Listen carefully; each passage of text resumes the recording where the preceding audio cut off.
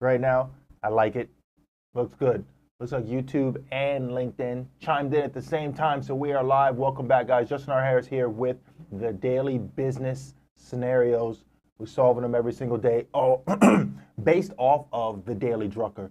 So you know that we cover this content. The Daily Drucker is an excellent book. I keep telling you guys, listen, if you don't have it, go in the description below under my YouTube. I have the link there. Click the link. Takes you straight on Amazon to go get the book. Get the book. 100% worth it.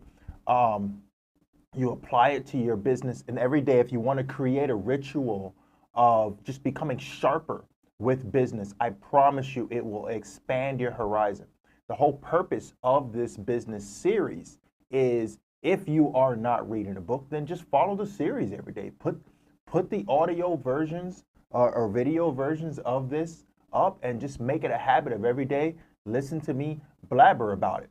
I am covering the topics. I apply them to today's scenarios, and we move forward. Really.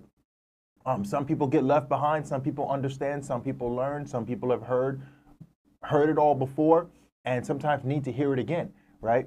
So with that being said, go ahead, like, subscribe, follow, so we can get started right into today's content. So here's the deal, right?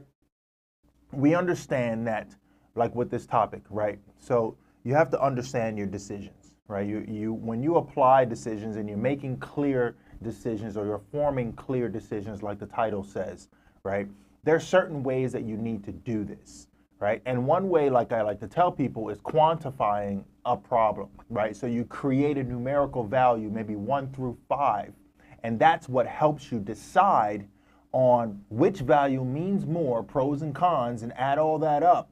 And numbers don't lie. So if 5 equals 5, it is what it is, right? And a 1 equals 1. So when you add everything up, and you got 5s and 1s, and the total at the bottom, you get your total, and that tells you right there what decision to make, right? Very unbiased, as long as those values mean something, right?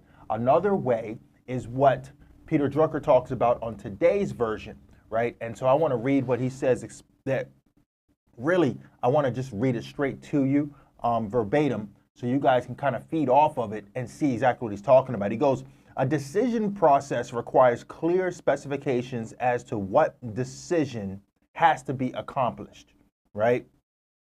What are the objectives the decision has to reach? What are those objectives? So if you are making a decision, what exactly are you trying to achieve? Okay. In science, these are known as boundary conditions. So the objectives are the boundary conditions. What are those? A decision to be effective needs to be adequate to its purpose.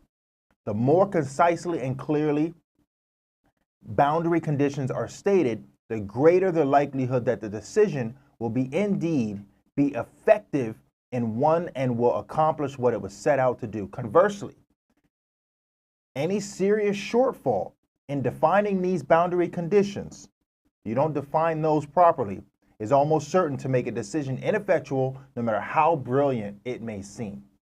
So you could take that and you can work off of these boundary conditions, right?